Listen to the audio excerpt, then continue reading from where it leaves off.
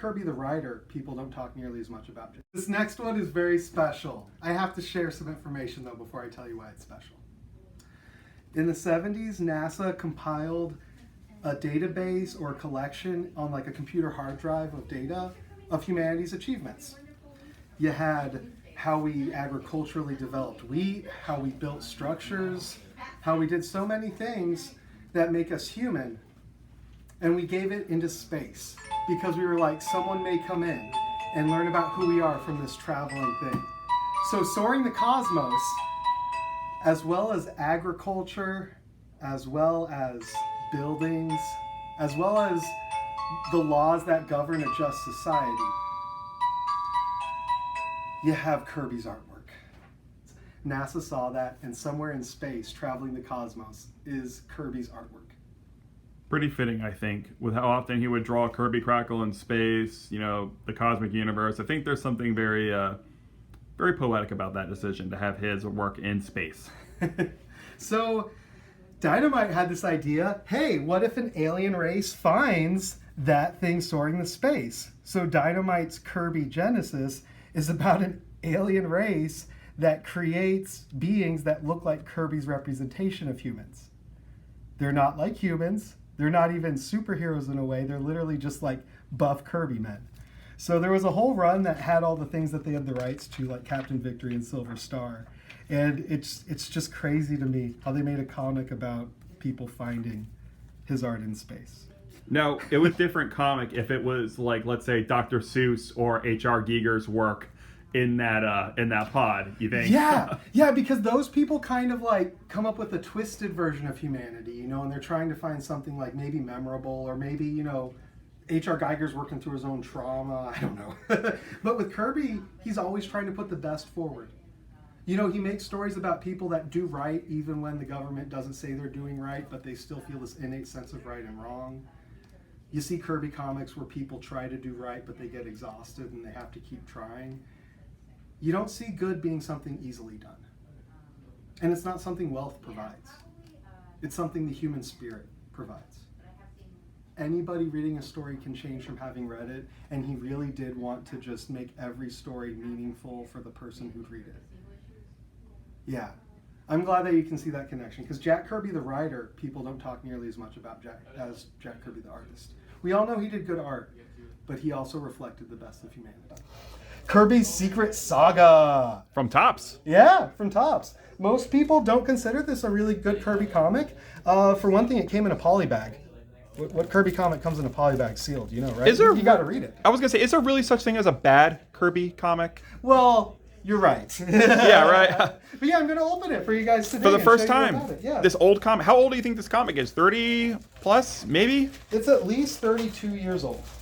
Wow. Oh, it's as old as me, at least. At least 92. It is 93, actually. I was a little wrong. Okay. I'm a little older than that. Okay. So yeah, so what you have here is you actually have characters drawn by Ditko trying to look like Kirby. So this is Ditko doing his best Kirby. No kidding.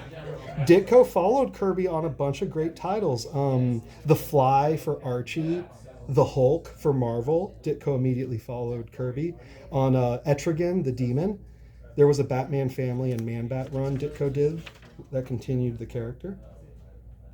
But yeah, the biggest, coolest thing about this comic is how much it captures being Kirby with only being written and laid out by Kirby. And you know, just one thing I want to add real quick, looking at that character right there, how many times has Kirby redone Captain America? Like, think of it. We had the Fighting Yank. We also had...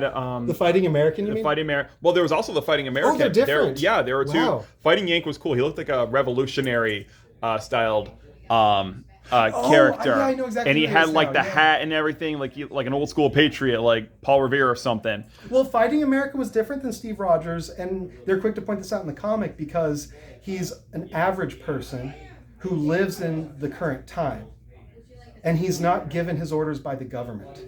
He himself sees what his power should apply to. So he's not like said, go get Red Skull. He literally is like out in the streets being like, there's an injustice I need to stop. So Fighting Americans is more about the common denominator, too, than the elite's interest. But yeah, no, really I like this because Kirby was given the choice to do anything he wanted. Topps Comics said, hey, you're so revered late in life, What do you want to do?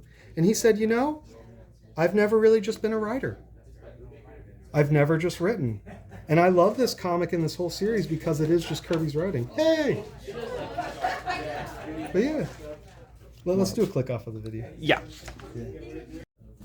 One of the coolest things is there are cards. Yeah. It's different artists doing Kirby characters.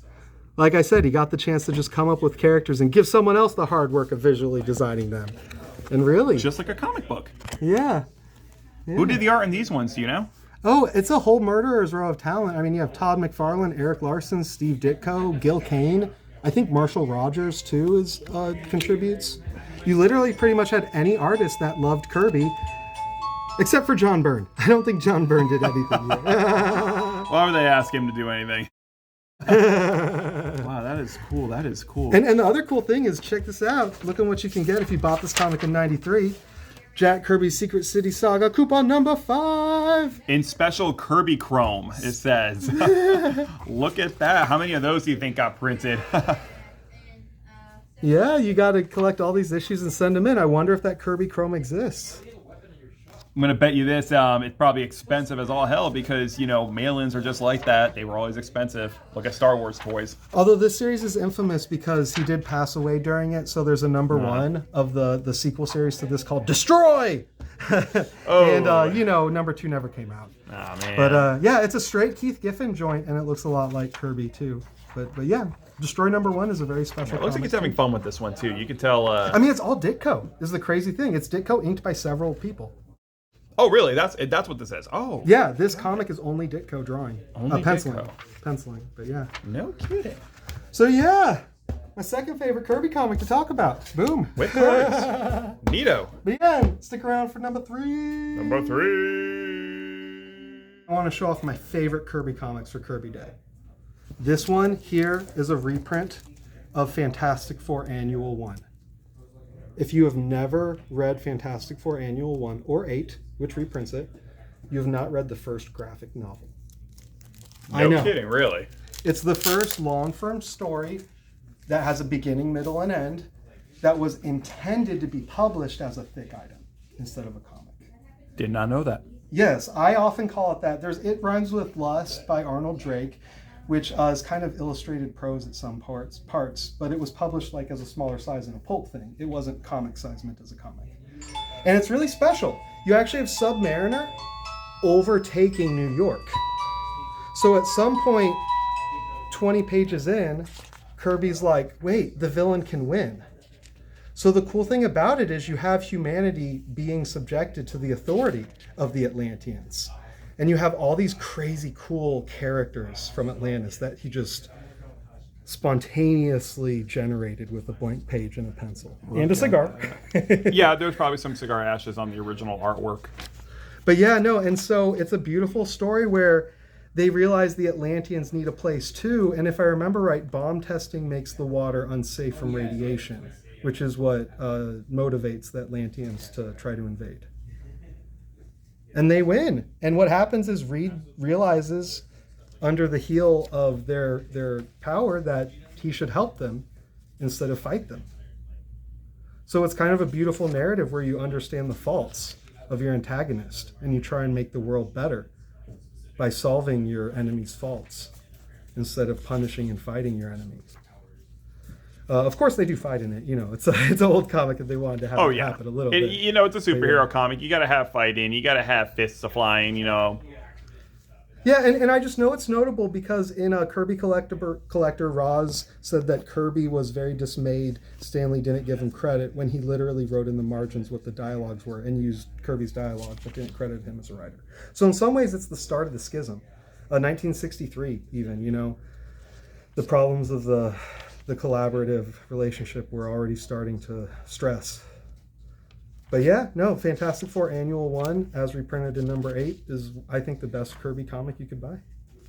Look, you even get a whole inside the Baxter building. Whoa, look at that. And I've seen this image before. I didn't know it came from this. Save for future reference. That was for editorial, not just the people reading it. Oh, that is great. But yeah, the Baxter building that later the Turtles get by, and Baxton Proctor. Do you know that in the Turtles, the Baxter building, this is supposed to be this building? No kidding, really. Yeah, and the scientist that makes the little and gizmos. you know what? With how big of Kirby geeks Eastman and Laird were, that does not surprise me. You saw Laird out Kirby you earlier. That is true. That is true. If you watch that episode, that stumped me. Yeah. Jay thought a Peter Laird comic was a Kirby comic. I did. Yeah. I'll admit it. But yeah, no, so this is one of the best Kirby comics you can buy. That is so cool. Well, hey, I'm excited to see what Jay's favorite Kirby comics are to talk to y'all about. Stay tuned.